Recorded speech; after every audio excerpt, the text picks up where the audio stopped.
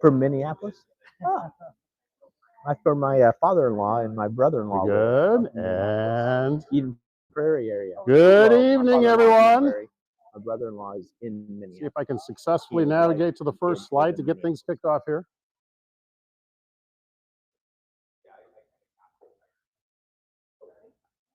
I think he's trying to start. There are red boxes here, but we're trying to start. In the room here, the blue is flashing, but the slides aren't going yet. Hi all, thanks for paying attention. We're getting started here. You're going to learn about what's your genius. We apparently have elements of genius. Yep. First question from an audience member here. Did you turn it on? Thank you. Appreciate the troubleshooting. That's always a great place to start. Plug it in, plug in the cable, things like that. This should be cableless. And we got moving. Okay. Hi. First bullet point to remind me, it's really good to have you all here. I am curious, though, haven't asked this question from our audiences here. Is this the first time for somebody at a PMI event? Anybody here for the first time? Oh, welcome, guys. Yeah, thank you. We have them right here. They have the premier seats here, this opening circle, usually $50 more. But tonight for you guys, hey, complimentary. Thank you for being here. Hey, if you're online, it's your first time, go ahead online. We'd like to encourage online participation via the chat box that's right there and say, hey, my first time here too. We'd like to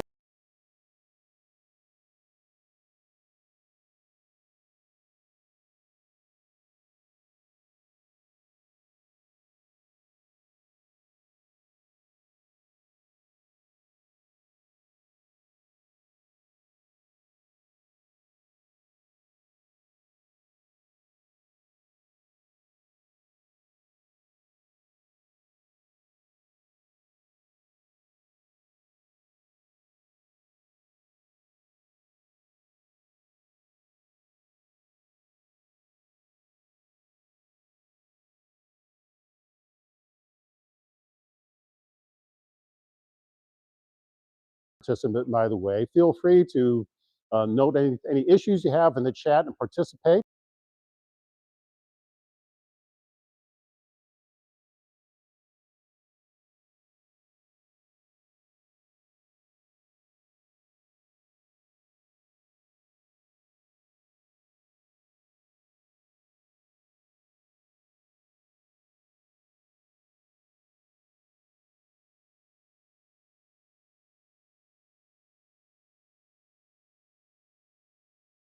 Focusing on managerial and team alignment and on connecting delivery targets with project plans and execution all the way to delivery with confidence. Thank you for folks, anybody from Progio here in the room? Thank you very much, Progio, for being a sponsor. Hey, an important event that's coming up from this chapter, the Social Good Committee has been hard at work here.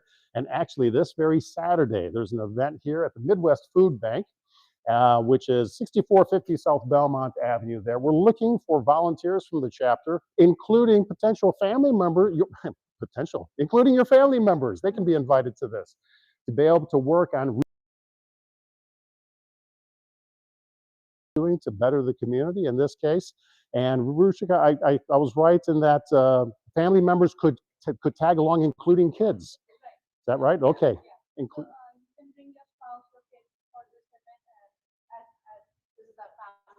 A family event, spouses, kids, welcome, something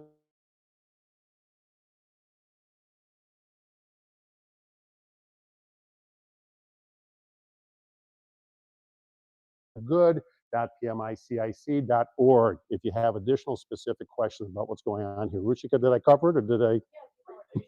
All right. Oh, yeah, you get a PDU and a t-shirt with a PDU on it or something like that. So that's good.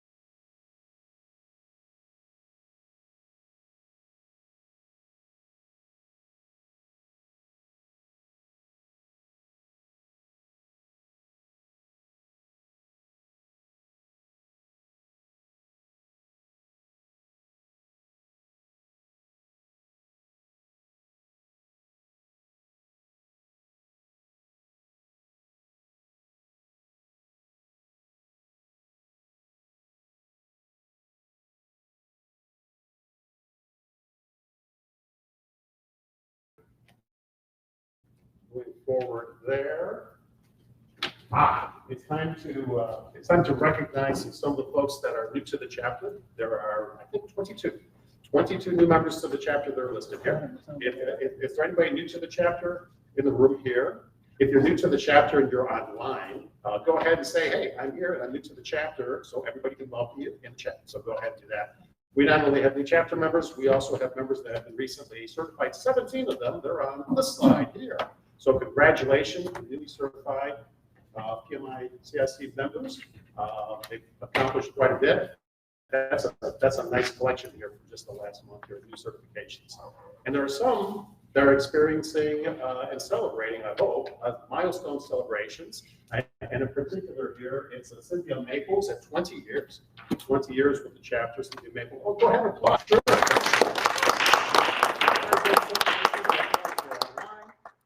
Congratulations to you, as well as the others that have these 5-year milestone celebrations and milestones. Good for you. Thank you very much. Picking up just a few other kind of more routine announcements here. The chapter meetup is now last Thursday. That will be April the 25th, or a week and a half from now. It'll be at Garage Food Hall. Sponsor packages, like you saw from Progio, are available and live at the website, so feel free to exploit that. If you're in need of resources, hiring managers, there's a place on the website also in which you can submit a free job posting to be able to seek out and reach out to see if there are some additional resources available to you from the PMI organization environment. Let's see here. The board of directors the first Wednesday of this from 6:30 to 8. So feel free to see how to train that. And speaking of membership, make certain, especially if you're new, that you select auto renew on your membership so you don't miss out accidentally some months of having your membership lapse. Excuse me. And we have surveys, of course, of how these events are going. Take you 60 seconds, 60 seconds or less to complete, but we do use that in our retros here to continually improve on these third Wednesday events. So really welcoming your input there, really appreciate that. All righty, and now, may I introduce our segment from A Word from the Board. This month, the President, Galen Hill. Hi, Galen. Thank you. So we at this chapter have a great group of volunteers. I can't say enough about them. So if I could just have the volunteers just quickly kind of stand up. So these are the women and gentlemen who put together these programs, who put together all the other things that we do as members for you guys. So thank you very much for all that you do. But I wanted to point out one little hidden gem, and that is Mark Pendergast. Mark has recently come on as our Director of Professional Development Day. And in addition to doing that, he also helps with the technology team. And really, honestly, anywhere else he just jumps in everywhere. So I just wanted to say thank you for Mark and all that he does for us. He's darn good at putting the band on too. I know that there's a lot of stuff that PMI puts out, and sometimes it gets a little overwhelming, or maybe you're not getting the emails. But I wanted to really kind of point out the different things that you can do with AI that PMI has for you as members. Okay, there are free member courses, Prompt Engineering Essentials for project professionals, and the PMI Infinity tool. Right, these are all really great things that PMI is providing. So I want to make sure that you guys are taking advantage of that as members. Upcoming events, I wanted to give a shout out, and I think probably to do it as well a little bit later, but we are super excited for our main speaker who is going to come talk to us about building the Olympic pools at Lucas Oil Stadium. Wow, right? And then June, Jesse Buell will be back for us. He's super energetic, everybody loves him. And to throw in, we're actually going to offer free headshots to all the members. So if you're in need of a new professional headshot, definitely come join us in June. And that's it. Thank you very much. Thank you, Galen. Glad you clarified that. I read the notes, Galen. I thought headshot was a drink. All right. I was all in, but I was going to be interested. Thank you very much. All right. Hey, let's move on. Oh, I have control over this. Yes, very good. Hey, let's go to the copyright and disclaimer slide. And do so because our speaker today is going to talk about other people in the room. This could be very interesting here. We believe he has permission, but just in case we go through these copyright and disclaimers. My members have determined that honesty, responsibility, respect, and fairness are values that drive the organization. Those things. So let's do so through the course of the evening. All we're presented is the intellectual property of the presenters, and as such, views, thoughts, and opinions expressed by the speaker or any speaker. Anybody that's up here with a microphone. There's some straight people that sometimes do that. Well, those viewpoints belong solely to those speakers. Those of PMI, CIC, or other organizations you'll hear about presently here, and the unauthorized reproduction distribution of it's illegal, punishable in federal law. I don't know law. I must know though that we do have permission to download the presentations, and that's usually ending right away. Okay, and without any other further ado, let's go to this slide, which I find like the most interesting. This evening's featured speaker is Purdue graduate, licensed professional engineer in the state of Indiana. Currently works as a director of solutions engineering for Avenue Inc. In a diverse career, Craig Parks has managed numerous public private transportation projects, led major capital programs, and transformed organizations.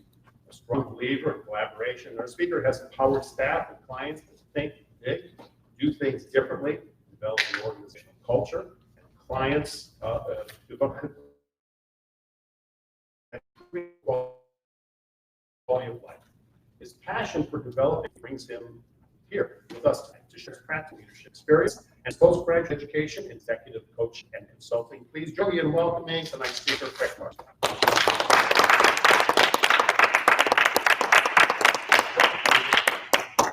How is everybody today? Good. I want to give a couple of disclaimers myself first. I am so used to talking about the working genius with a whiteboard behind me, with a group that has just taken the assessment, and I kind of walk through with a whiteboard. So excuse me if I don't switch something here above, but I also want to make sure that you stop me if in the middle of a sentence. Stop me, ask a question. I want this to be dialogue. It really energizes me when I'm not. I want to be able to have interaction. That goes to all those who are online as well.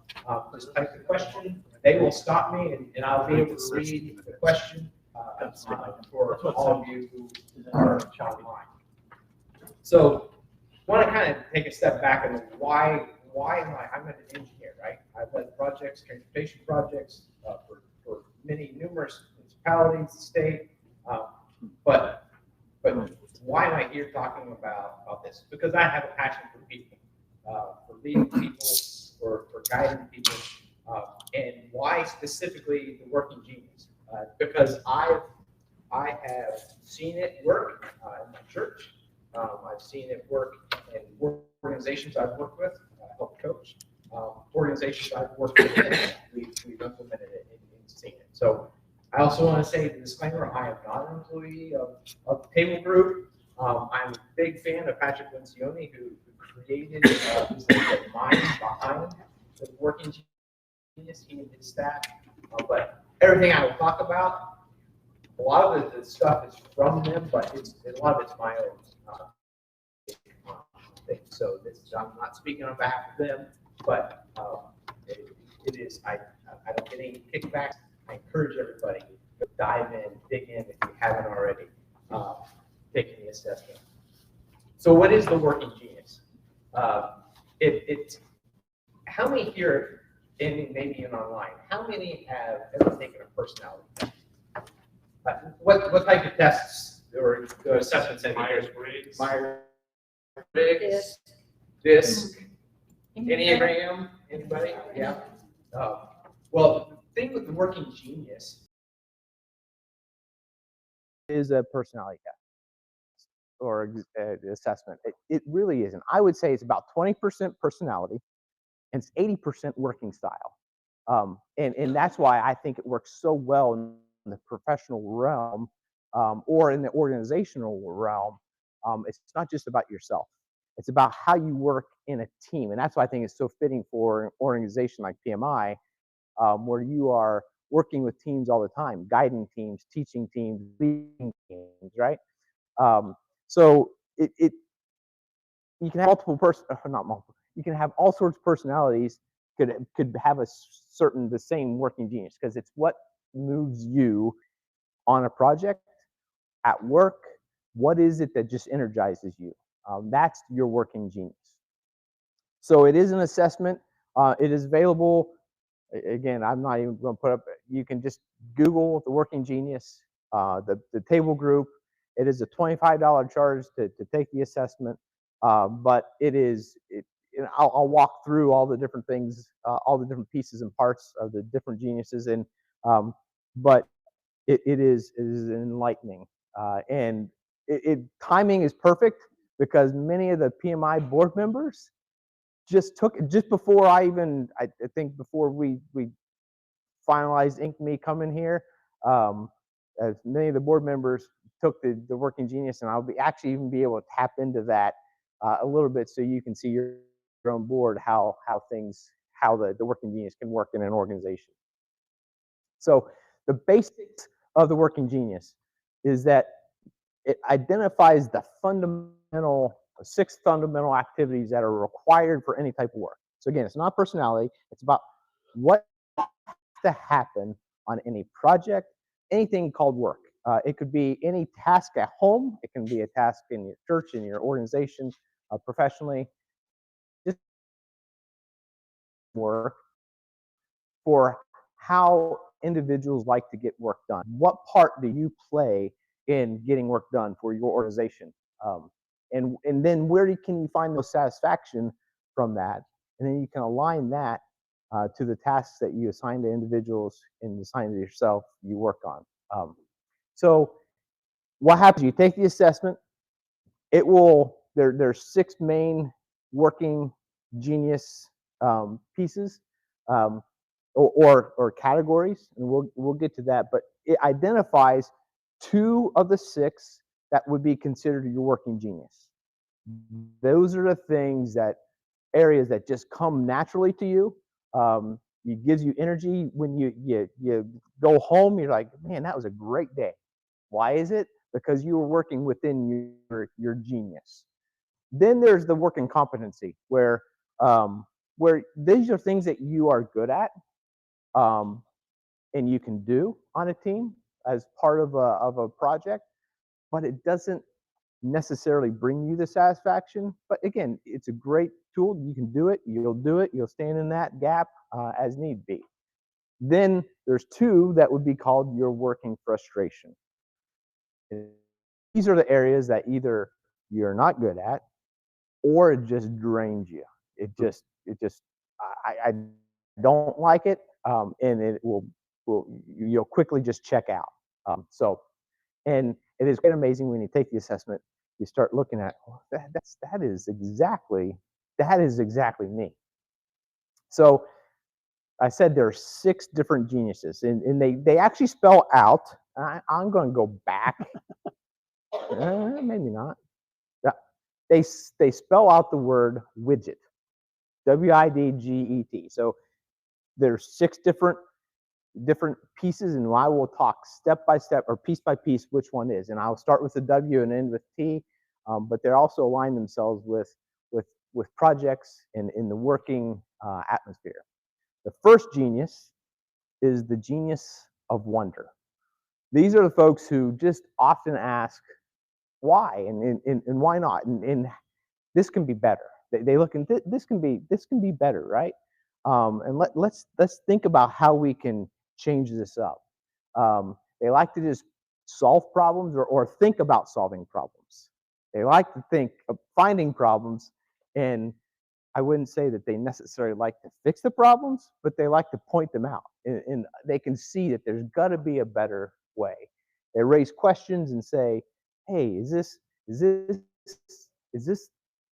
really the right way? Can we improve this?" But they're also they are obsessed with untapped potential. They always think there's some way to get the best out of people, the best out of organization, the best out of a project, whatever it may be. They have that. They're very high level thinkers in understanding how to improve uh, upon himself. The second piece is invention, I. So you'll hear me say maybe invention, or you might just hear me say I. So um, those who have the genius of invention, what drives them is I have an idea. So it's somebody that wondered something up, sends it over to the person that has, oh, I got an idea. Now the ideas aren't always the best ideas. They can just shoot all sorts of ideas out. But in their motto is always going to be, let's figure it out, right? If the W points out that, hey, there's something that can be improved here, the individual with the invention can come up with all sorts of different ideas. And they love coming up with new ideas. They love to have their ideas heard and listened to.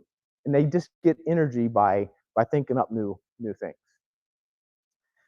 Then this one is close to my heart because this is one of mine. This is the genius of discernment. So somebody we can also be called kind of like dream crushers, but we're the ones who the person as a W comes up with, say, there's a better way. Wow. The person as the invention comes up with these ideas, and the discerners, we shoot them down. We find every hole in it. Why does it not work? But we just have that gut instinct that says this isn't going to work this way, or yes, that will work. So we just learn to listen to our guts, trust our guts, and we're actually good at taking that intuition and turning it into decisions and figuring things out. If you think about this as almost like an assembly line, WIDs discern the ideas. What ideas do we move forward with in an organization or in a team? So then you have the genius of galvanizing, or G. Galvanizers, I would say, are your cheerleaders. So we've discerned what we're going to do. Now the galvanizers are those cheerleaders that get everybody on board and say, "Hey, let's rally the troops." And they're like, if they say, "Hey, this is a good idea," they didn't come up with the idea. They didn't determine whether the idea is a good one or not. But they're saying, "Well, these folks say it's good, so I'm going to get behind them. And why don't we all get behind them? Like, let's all join together." And so they know how to get people together. And this actually, in my land of civil engineering, this is not, engineers are not typically good galvanizers. I mean, we're technical people. We're not good cheerleaders. But there's a couple diamonds in the rough every now and then that have that genius of, let's move forward, let's rally the troops. And again, every team needs somebody to do that. Then you have the genius of enablement. These are the folks who, okay, you take the idea, or you've got better, you get the ideas, it's discerned, you have people on board. The enablers are like, let me roll up my sleeves, find somebody to help us, and let's just get things done. They don't always necessarily get things done themselves, but they are able to connect people. They are the great connectors that say, hey, I know somebody that can help us out here. And or they can look at you and say, hey, I think you can help us here. I know you've got this talent. Let's pull you in. And enablers just want to help get things done. So you need those folks that, after the cheerleaders, these are folks who are on board, ready to move forward, and helping to get things done. And then you have the folks with tenacity. These are, I hope people don't mind colorful language. These are people that get shit done, right? They are the ones who actually do the work. They will often ask why and why not. They get frustrated really with the W's, the people who are thinking high level. let's just get it done. And let's complete a project. And you need these people. And the world is actually, I'll talk about this a little bit. There's a lot of individuals in the world who are, in the U.S. anyway, that have the tenacity which is why we can produce so much. Because those are the people who actually get the stuff done. They'd be the ones to say we do the real work. But yeah, but you need all pieces. So I kind of talked how you start from high level and bring it down. And so this is just a good graphic that kind of shows how they all interrelate with one another. So that the individuals with the genius of wonder, they identify the need for improvement or change. Then you get the person with the invention. They confirm, yes, it's important that we make this change, and here's a bunch of ideas. Then you have the individuals who can discern those ideas, figure out which ones are the best ones to go to move forward with. Then you get your cheerleaders helping get everybody on board, especially your E's and T's. Then your enablers agree to support, assist any way they can, and then you get the T's who finalize and get the job done. And I've talked a lot about how this all interrelates with jobs and projects, and it's really 3 stages of work. The first stage of, and this would go from to any project, any idea, anything can be boiled down, in my opinion, to a project, right? I mean, stuff at home, hey, it could be a project. Even family could be a project, right? So the first starts with ideation, coming up with the ideas, and that's where your W's, your wonders, and then those with invention, they come up with the potential and the creativity to come up with those ideas.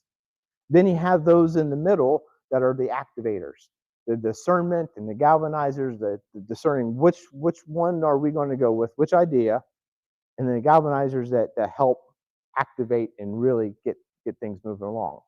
Then your third part of a stage of work is your implementation, getting it done. The enablers who provide that support, bring in folks to help, and then your folks with the genius of tenacity who just like to get stuff done and make the impact, get results done. And the most successful teams, the most successful companies are those who don't ignore any of those stages of you can function with just ideation and implementation.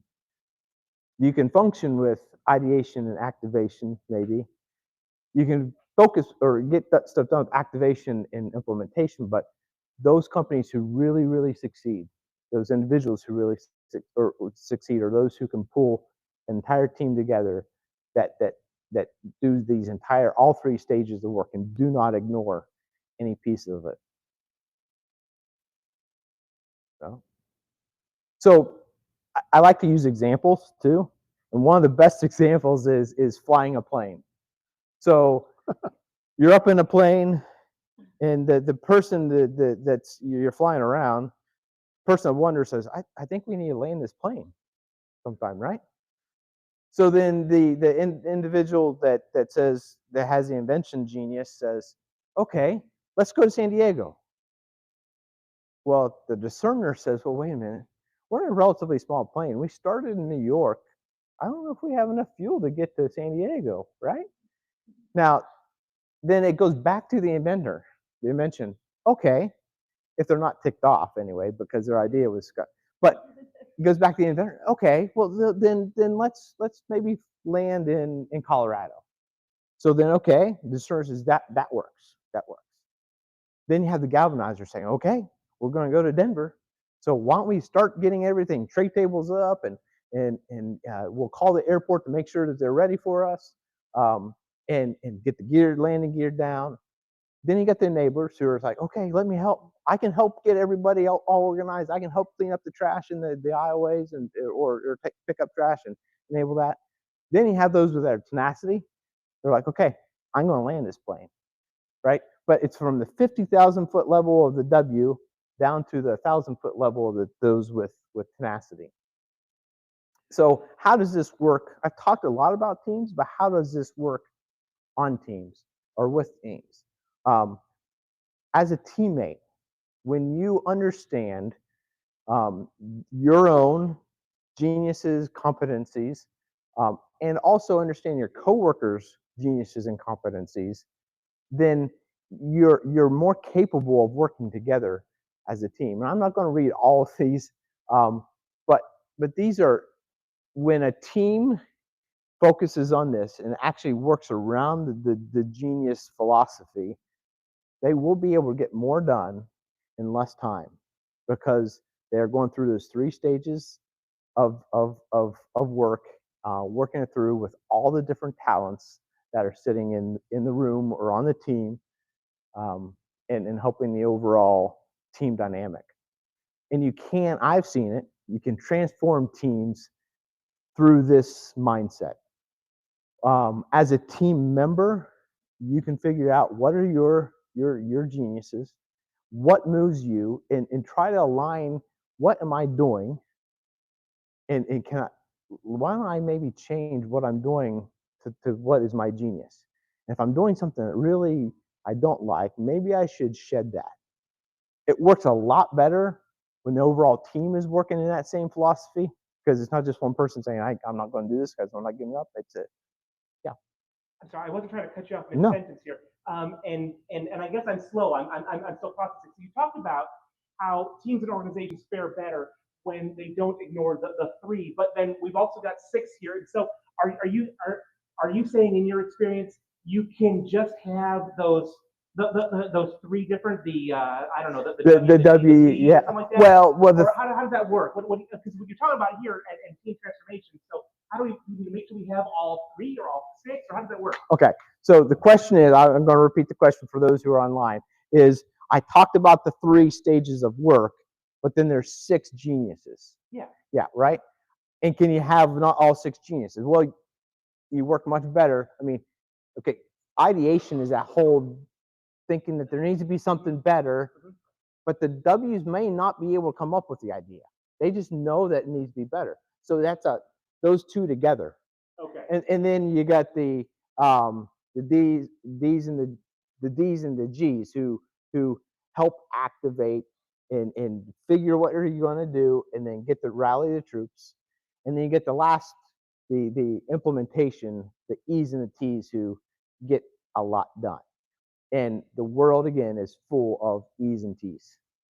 And most organizations you'll see, especially probably those that we are in with projects and project-minded people, you'll see a strong ET within your organization. Okay, related to that, the WI through widget, are there percentages of population I that are don't know. attached to those? Okay. That would be a good question for Patrick Lencioni, whether there's a percentage of people that are more.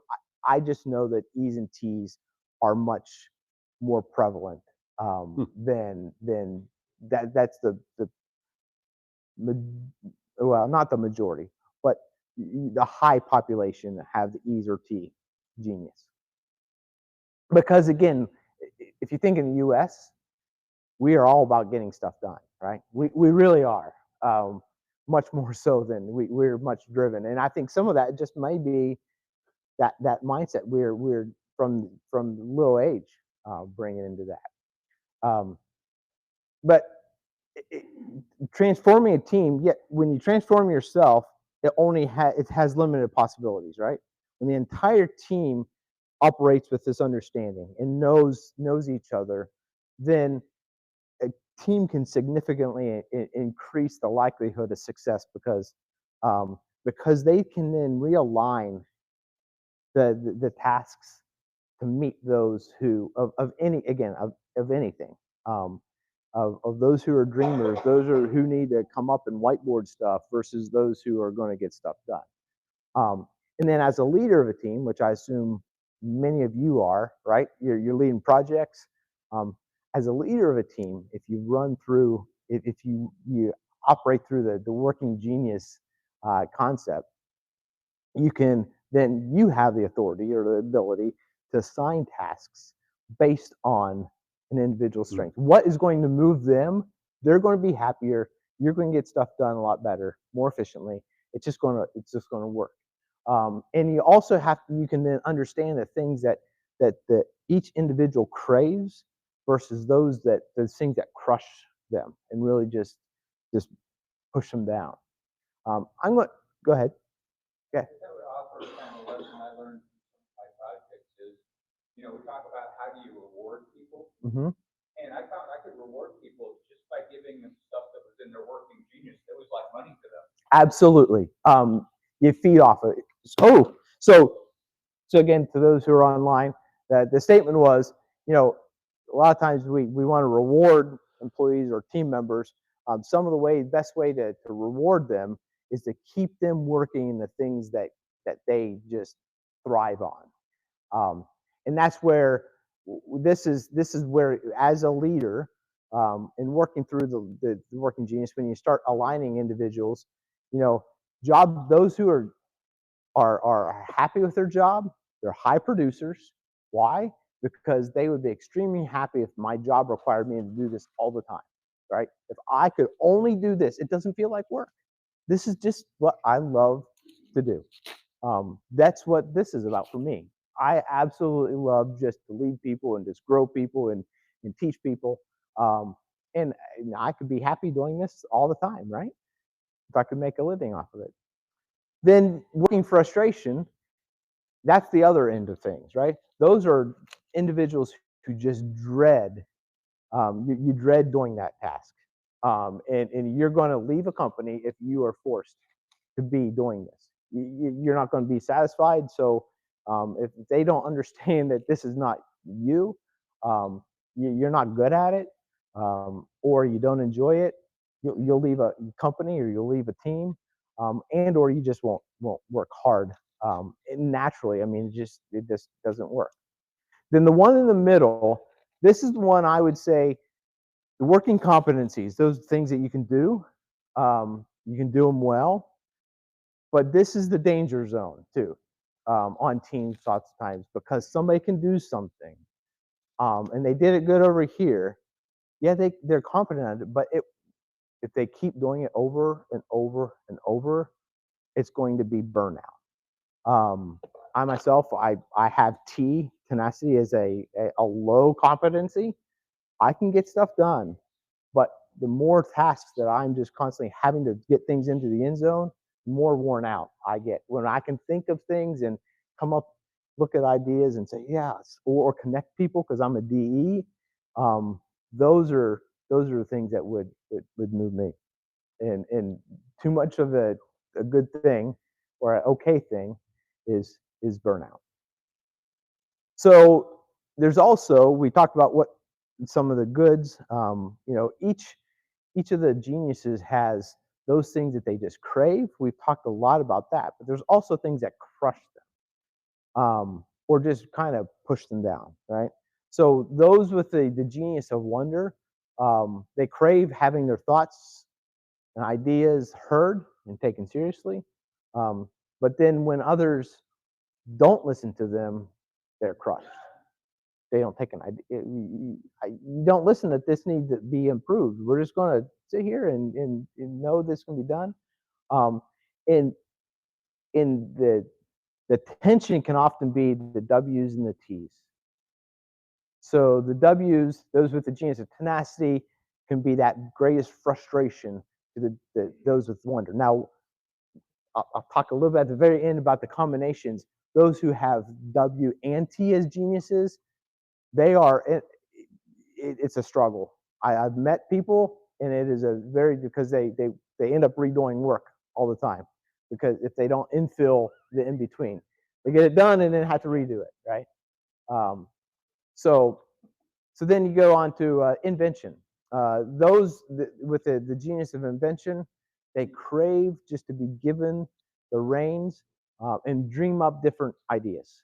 Okay, they love for somebody to say this needs to be fixed. Okay, I'll come up with an idea to fix it, or 12 ideas. They are crushed when others on the team don't combine them into, you got to work within these parameters, these guardrails. That really crushes them, that they don't have the ability to dream big and dream freely. Those with the genius of discernment can be the greatest frustration to those with the genius of invention. They can work best together if you understand. Um, an inventor or somebody with invention can lean on the discerner, but it can also be taken as I said, a dream crusher, right? I come with an idea, and the discerner is constantly just shooting it down. So that can really be, that's where there's some tension between the I's and the D's. Both very important if they understand their place. Those with discernment, they crave to be able to just trust their gut. Just trust me.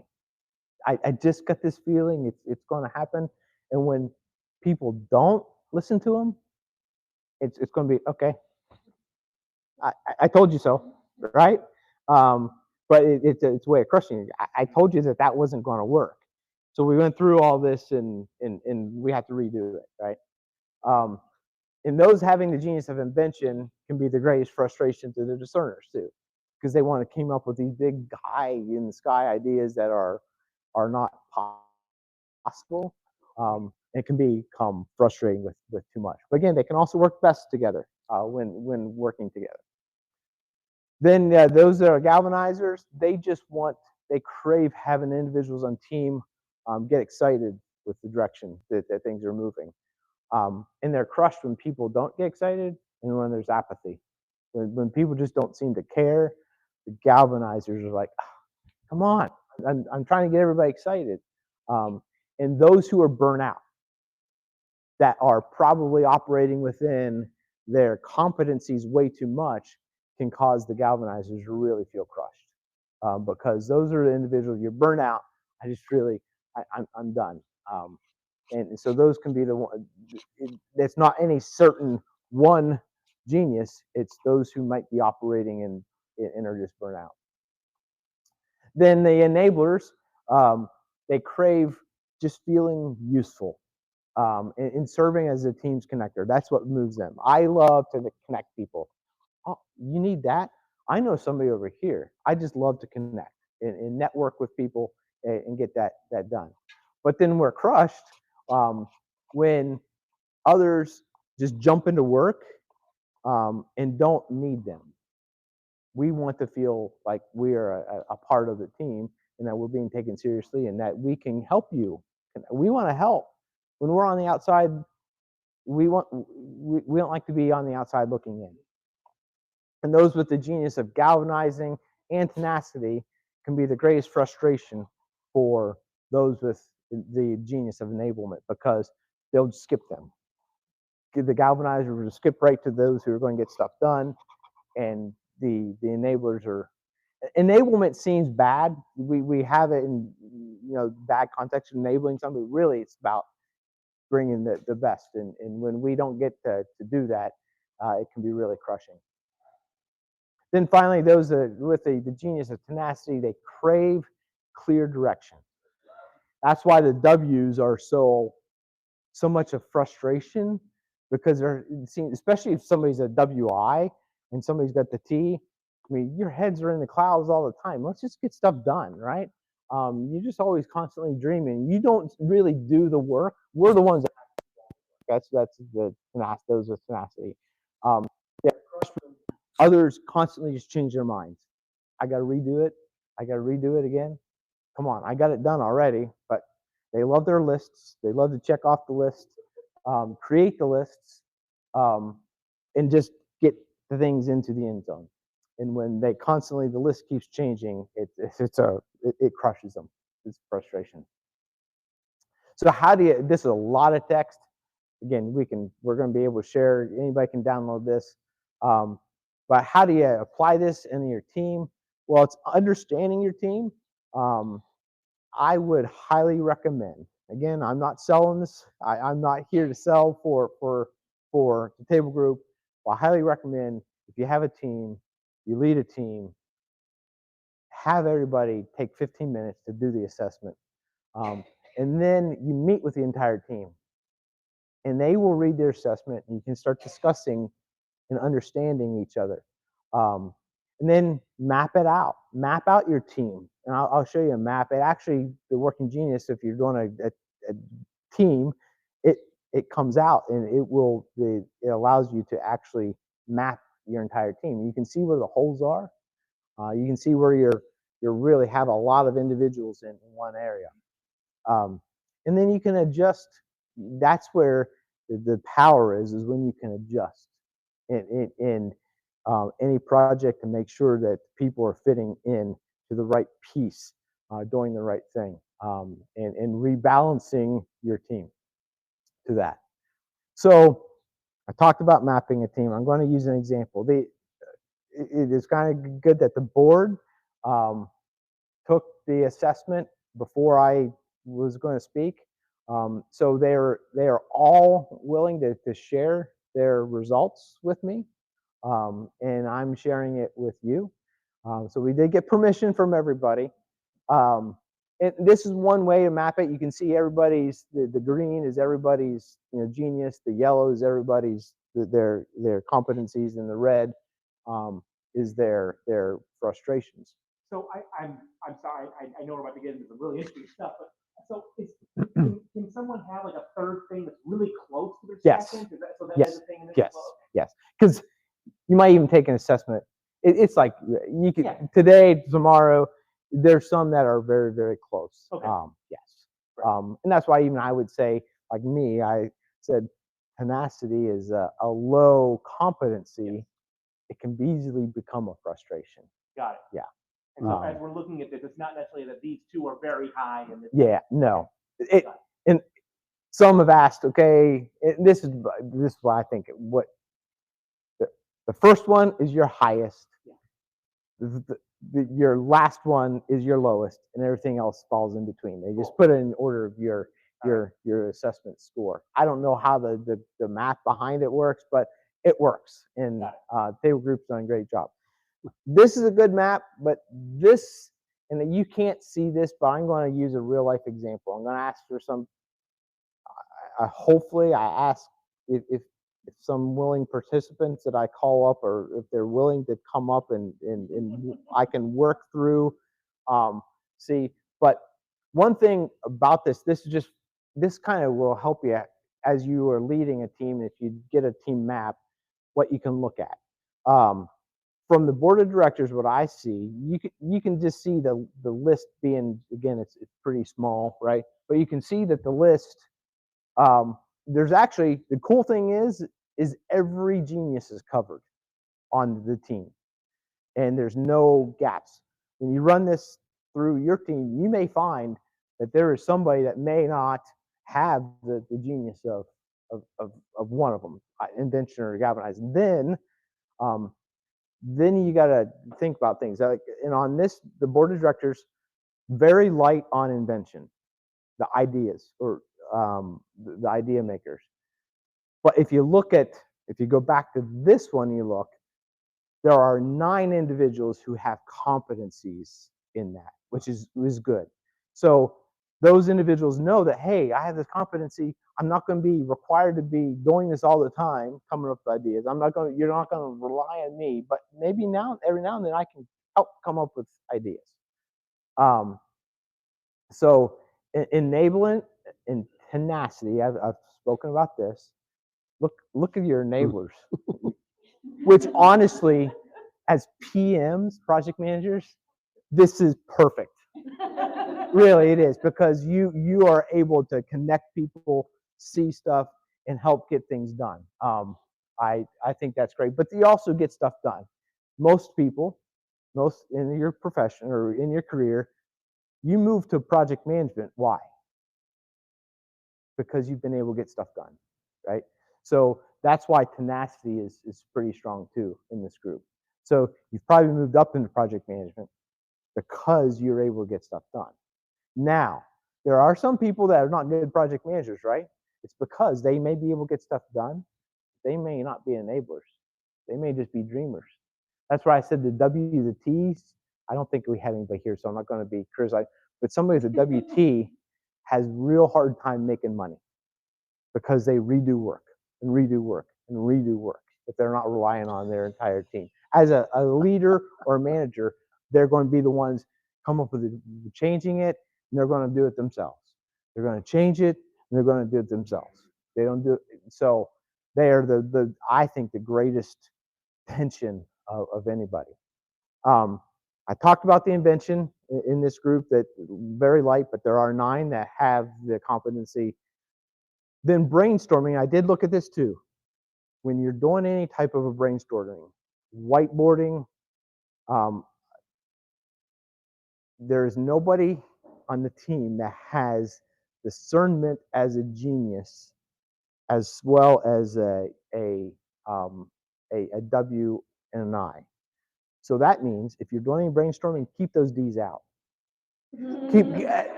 Because you're doing them a favor, you're doing yourselves a favor. Again, it is kind of tension when somebody has eyes in that can discern, they can discern their own problems. That's actually can be pretty cool. But most of the time, you don't want discerners. I'm one of them. You don't want us working alongside in a whiteboard session with a W's and I's who are heads in the cloud, because we'll just crush their dreams. So if you're doing any brainstorming here, keep those 4 individuals out of the room. And they're Galen, Joanne, Catherine, and Kelly. Katrina, right? Yeah. So, all right. So, do we have a question? Why are competency geniuses not mapped? I think you talked that I went back to school last year for executive coaching and consulting at the Townsend Institute. John Townsend's an author, wrote Boundaries. He's a great executive coach, counselor. But as part of the Townsend Institute, they have several fellows of the Townsend Institute through Concordia. And Patrick Lencioni is one of the fellows. And when I was at the opening session, he was online live. He wasn't there live, but he was online live. And I asked that same exact question. I wasn't necessarily happy with the answer, so I don't even remember what the answer is. But what I have done is I've gone ahead and mapped, sometimes added in a PDF, mapped the competencies too. It's really important on a smaller team to map the competencies when you have missing pieces. And this is not as necessarily so. Online user or question. I don't know why Patrick didn't necessarily. I asked him a question. I think a lot of it was just to clean up. I think he said just to keep it clean, working in your two ends. That's why the other map, they do map the competency in this one, so you can kind of see it just doesn't. It's not as good as graphical, but I have from time to time with teams mapped the competencies in between the two to see, because I can let those individuals know we're going to have to rely on you to fill this gap for us for time being. Maybe we can hire somebody. I highly encourage that if you're a leader of a team and you do any hiring, make this part of your hiring process, not a screening, but if you know if something that you need to fill, this is a great way if you have 2 great candidates to be able to work through that. So, do I have permission from some individuals? I'm going to ask you to actually come up and be, I guess, kind of made fun of, but use more as the examples that kind of might enlighten. Just give again. I talked about the airplane, but this is your folks, right? The people that you know. So, as a W, one of our W's in the room is Casey. So, Casey, would you be willing to be made an example of? You're live. Come on. I don't even know if you need the mics. But again, it's a good, I'm a visual person. So KC is our W. Then Mark. Mark is our I.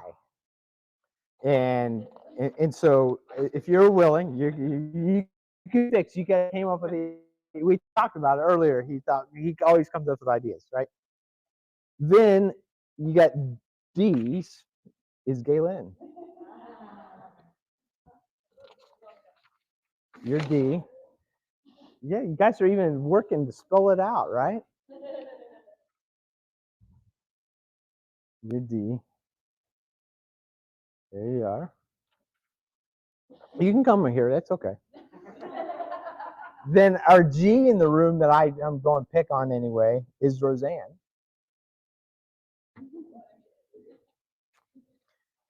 Who both these two, they help pay me for the night because I put down that I take coffee.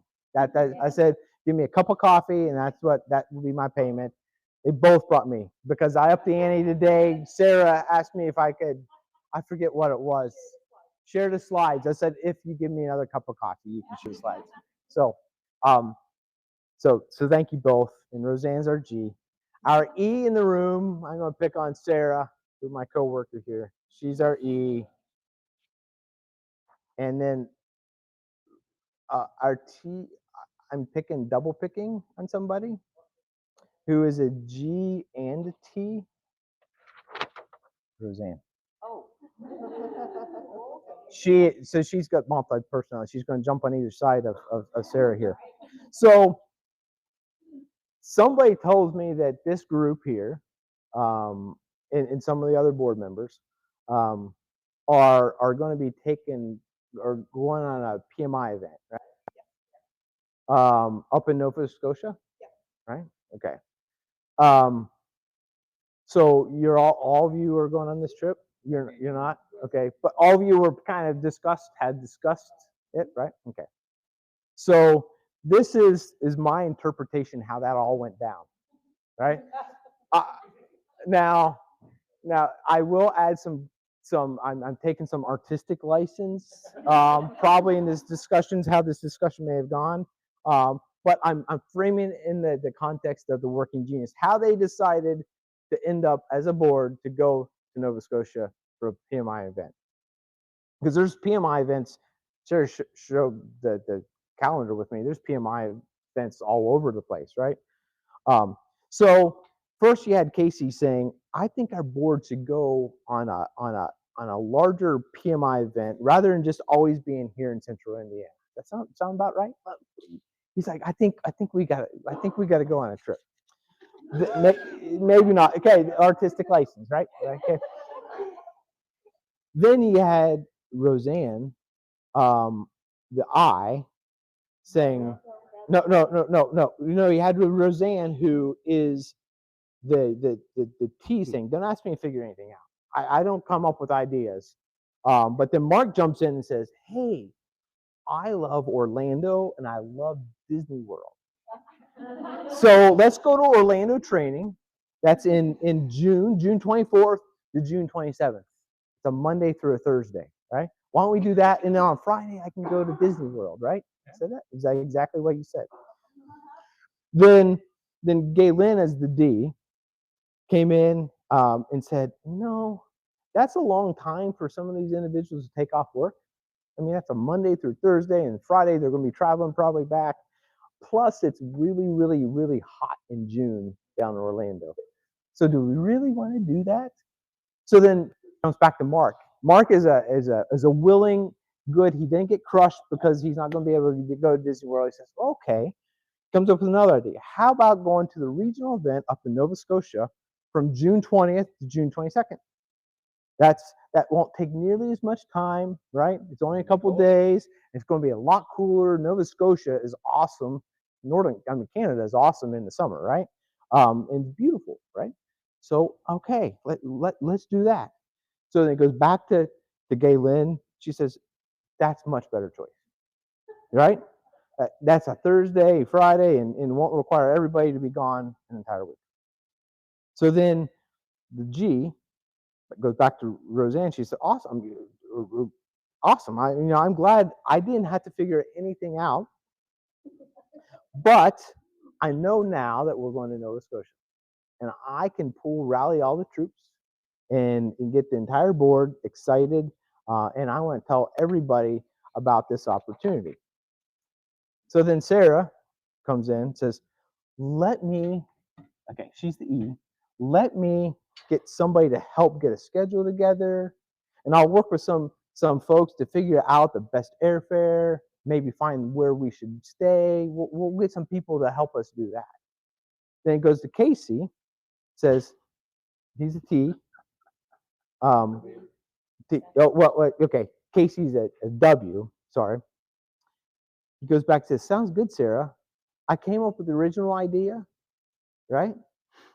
Um, but somebody else can do the planning because I'm not going to do it." And so Roseanne says, "Well, you're kind of lazy, Casey, but that's okay. I know your genius is W, so I will not only get everybody excited because I'm the G, but I'll get a list together. I'll start putting a daily itinerary together. I'll start writing out a packing list for everybody to take, and I'll reserve the block of rooms for us to prepare." Right? Did you do that? Awesome. I love it. So, just so I can make sure that thing goes smoothly. So again, is that a project?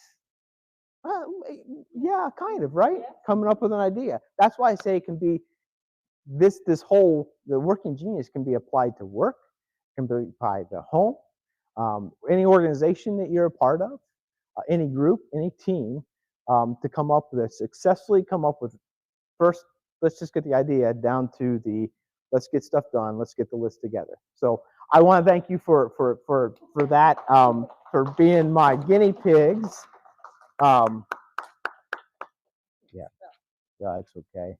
I can't either. So, um, so that again is just why I see the power of the working genius. I've seen it work in organizations. I use it for a group of interns even. I created an intern project for several interns at a company. Did the working genius. The project was aligned that each individual would be managing a job based on the part of the project and it worked great too. So from young to old, this works. I'll open up to any questions. Hopefully I can answer them. Go ahead.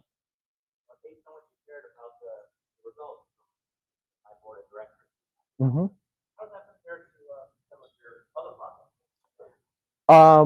Again, the E's and P's. Please repeat the question for those online. Yep. Yeah, okay, thank you. The question is, how does this map compare to the map of other teams that I've helped walk through the working genius? E's and T's, always very, very strong. I mean, that's again, because I'm typically working in the engineering field. That's kind of my sandbox has been engineering and highway departments and different things. So the E's and T's, that's very strong. It's not uncommon to not in this type of, again, a project manager doesn't necessarily dream up the ideas, right? So it's very that I's, WI's and G's tend to lots of times really are light. So to have that many G's in this room is actually very, very, very good, or in this board. G's is lots of times, again, in the technical world is very light, because as I said, I'm an engineer. We don't like to get people excited. We're not cheerleaders. We just like to get stuff done. We do have some engineers have come up with ideas though too. So it's cool to see a large group like this. Typically it'd be maybe 10, 12 people. So to see this, and when you have 10 to 12 people, that's where you actually you can really see holes, and then you have to go to start talking about somebody working through the competency to help bolster up the team from time to time. So, go ahead. One thing I found working with teams, and I didn't use this assessment, but just, you manage long enough to kind of do it back in your head. was an opportunity both myself and for my team to reach outside the team and try and find the expertise that we didn't have. The statement is, for those that are online, is how this can actually, if you have a team and you see a deficiency on your team or an area that's light, you can reach outside of your team to pull that and bolster your team up. That's why I said hiring as well.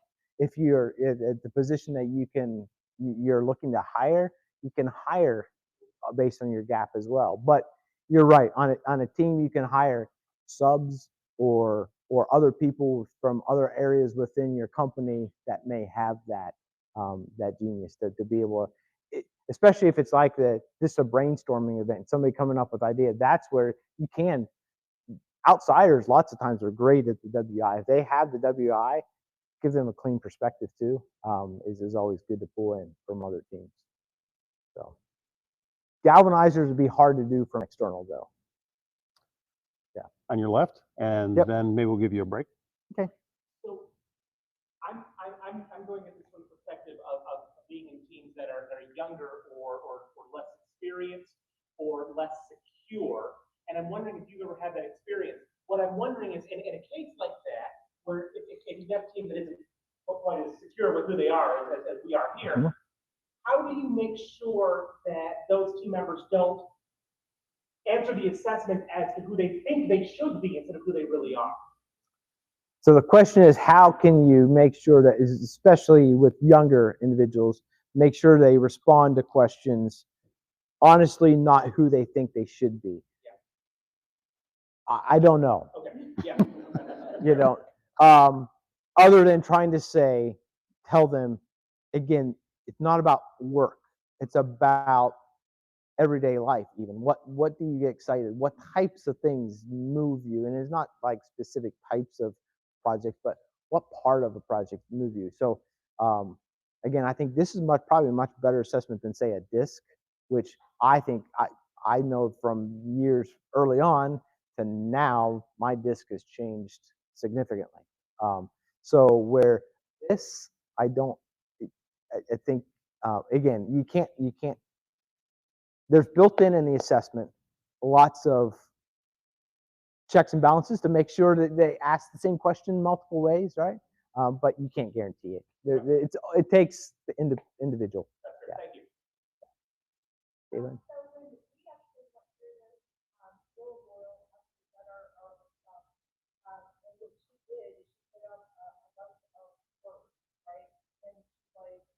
All right, write 5 of them down that you like to do.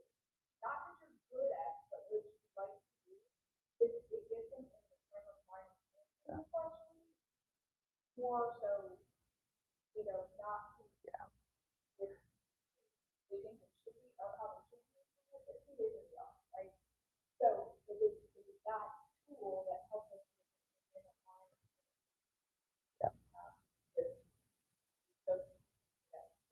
And it's like we should have said, it's not what you're good at. What 5 words on like this word, who you like to do.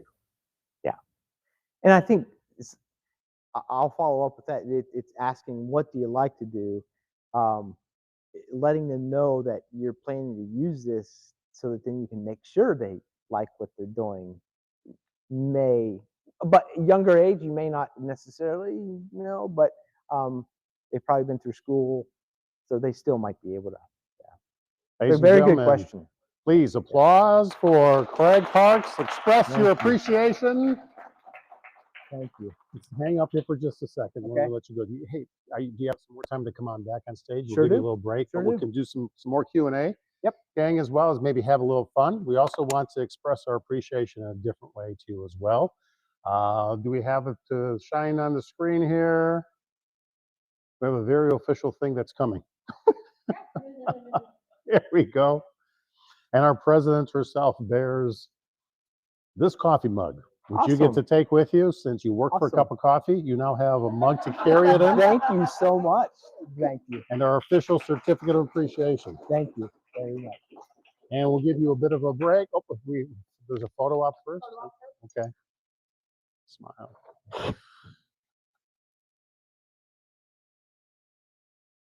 All righty.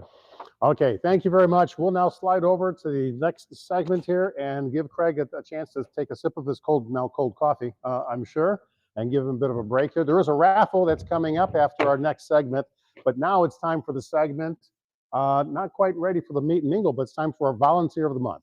Our volunteer of the month, I'd like to introduce here, Tola Begbaji. Tola, come on up.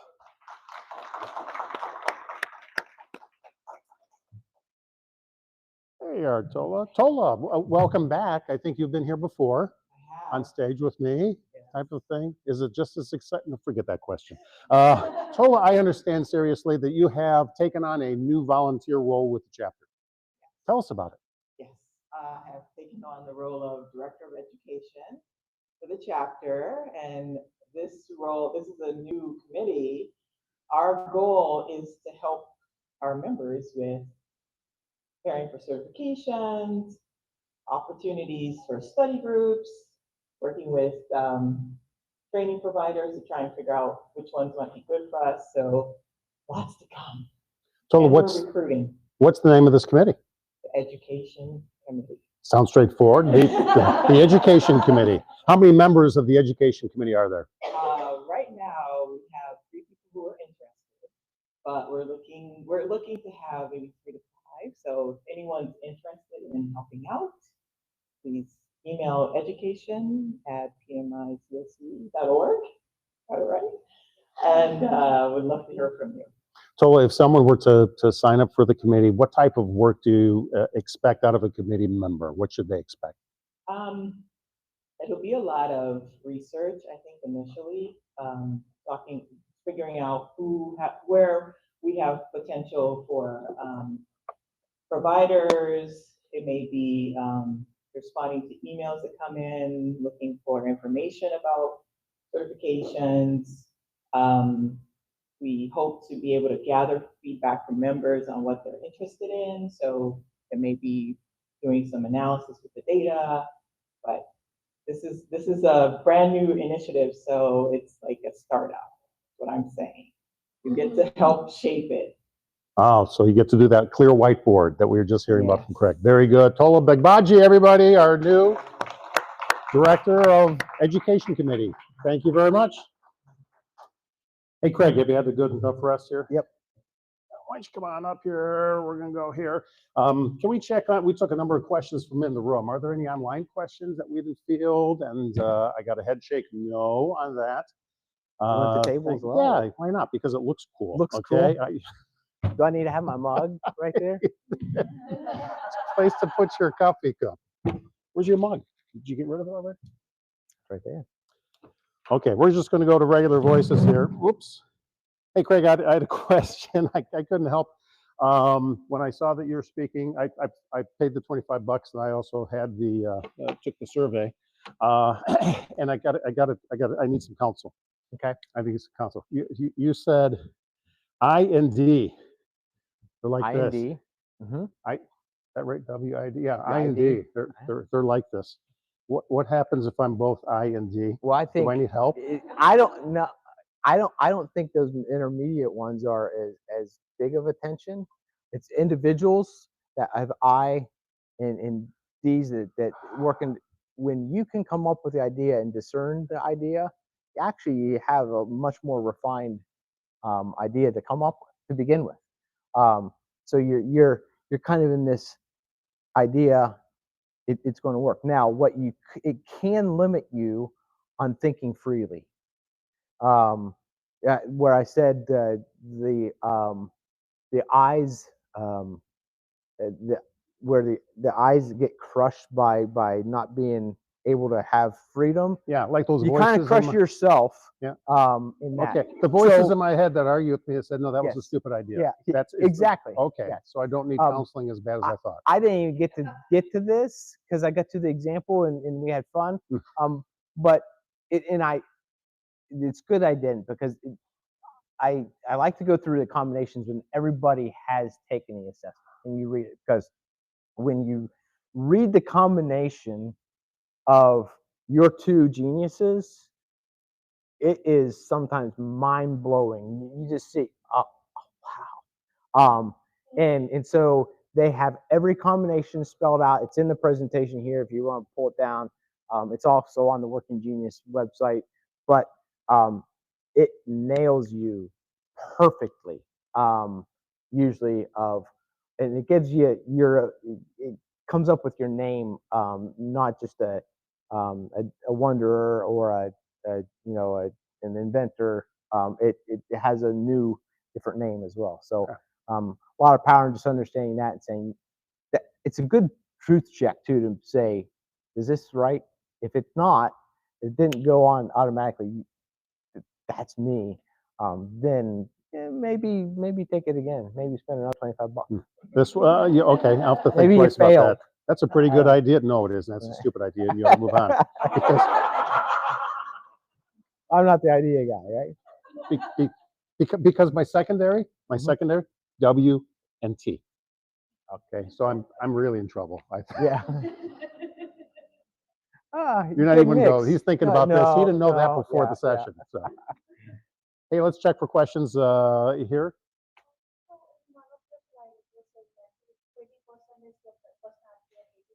Yeah.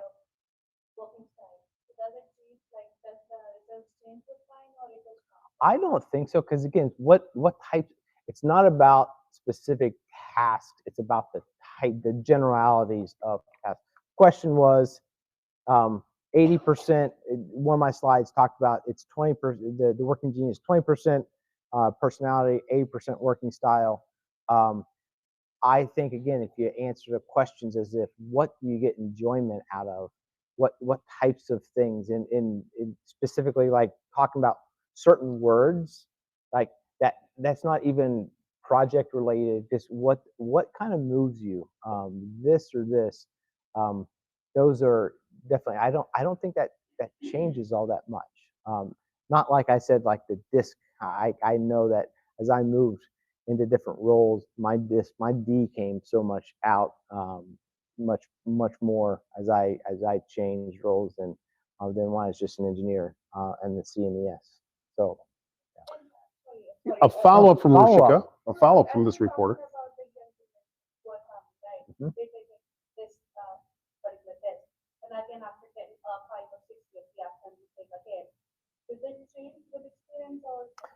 Will the assessment change as say young individuals take it beginning their career and later on?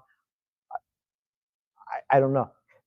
The assessment's actually only been around for 2.5 years, 3 years anyway. Maybe a little bit more than that. But it would be good to know. But my gut tells me probably no, because it's not just about your work. It's not just because some of those other assessments say take the assessment based on you at work. This is just take this assessment based on who you are. Yeah. What moves you? Mark, then we'll come here.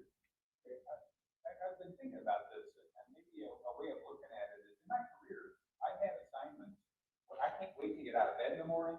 I'm in early.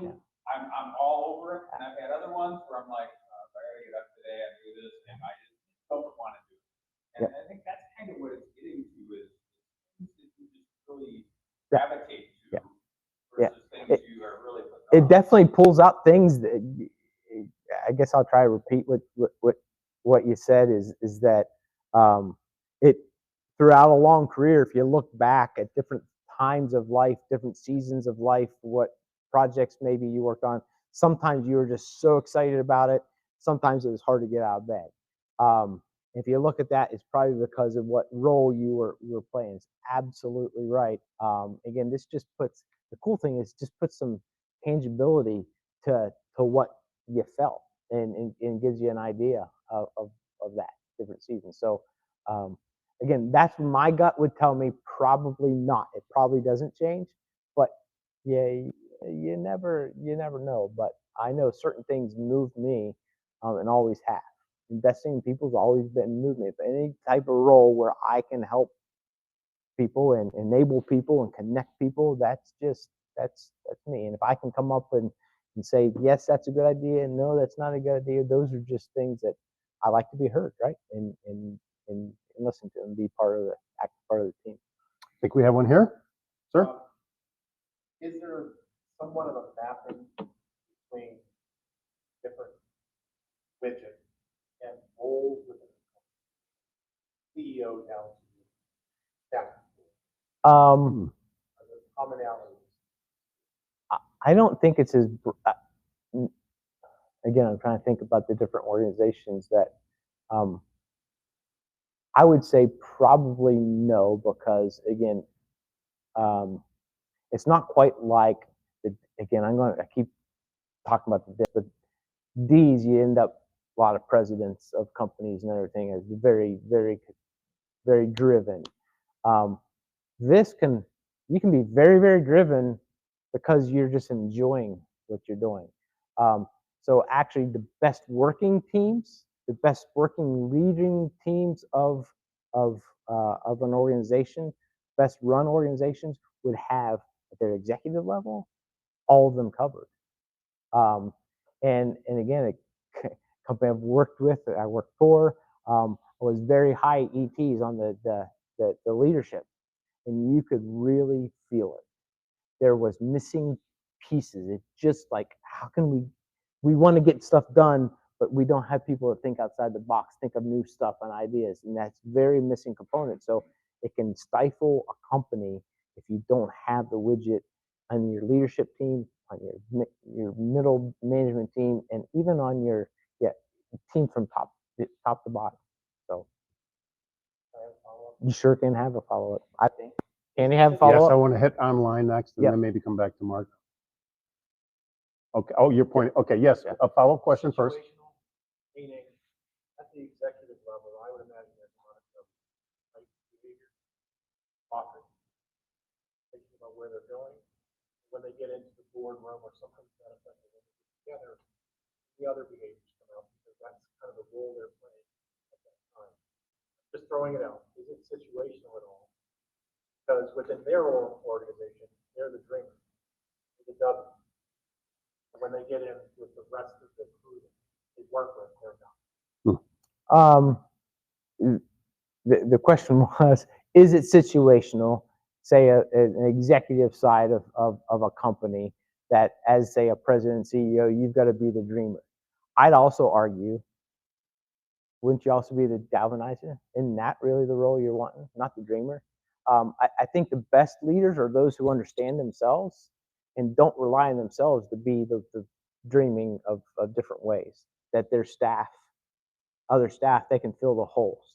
So again, that's why I say the best run organizations are those that, if they were to take this, would see this, take it seriously, and make sure that you fill your holes. That this is not what moves me, so I'm going to be doing the company a disservice if I am forced to be in this role and I get burnt out as a leader.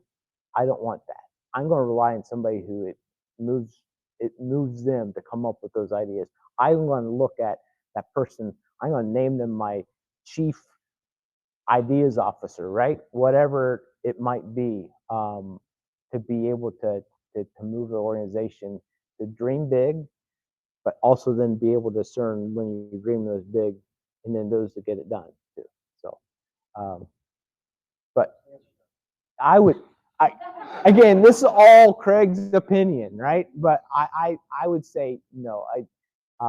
Now again, maybe those presidents are working in their competency.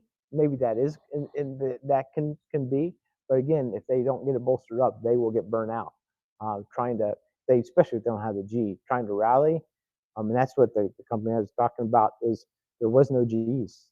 And so it was very hard to get anybody to see the enthusiasm because they just want to get stuff done because they're a bunch of ETs and as leadership.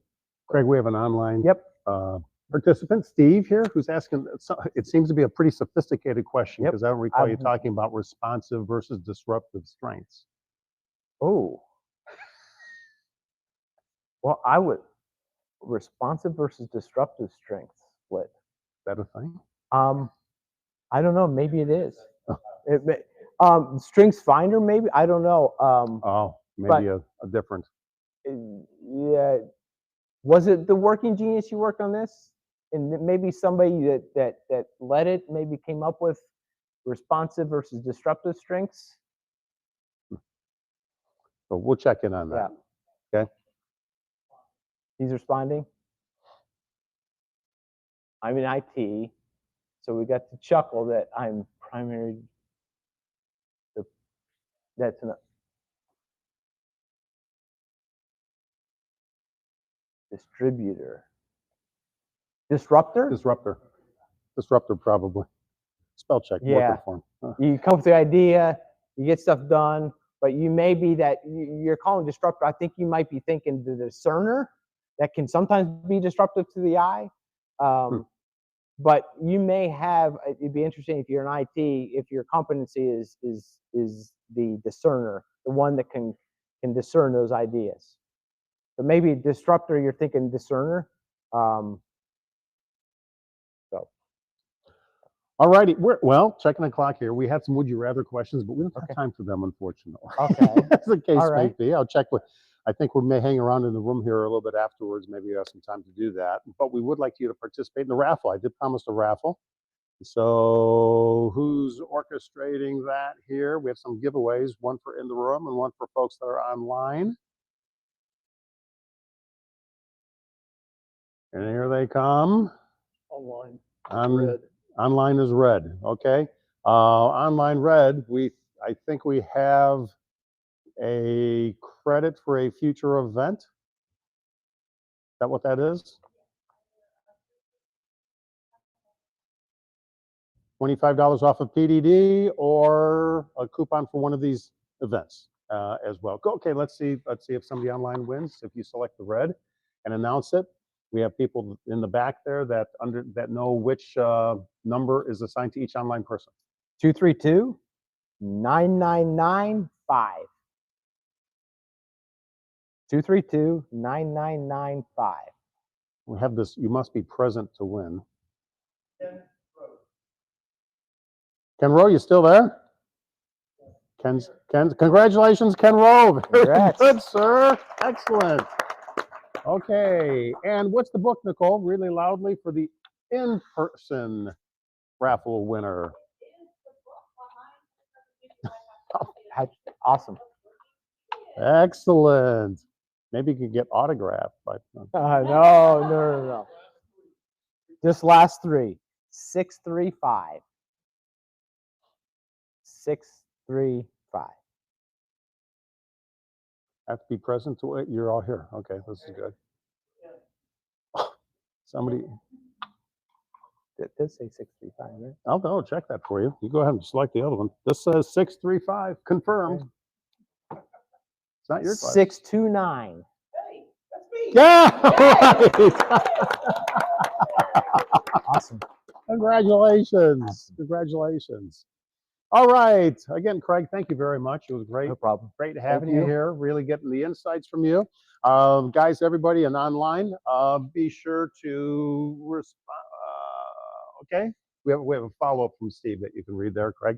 Hey, remember next month, guys, in which we have, I believe his name is Tim Eisenhut. Tony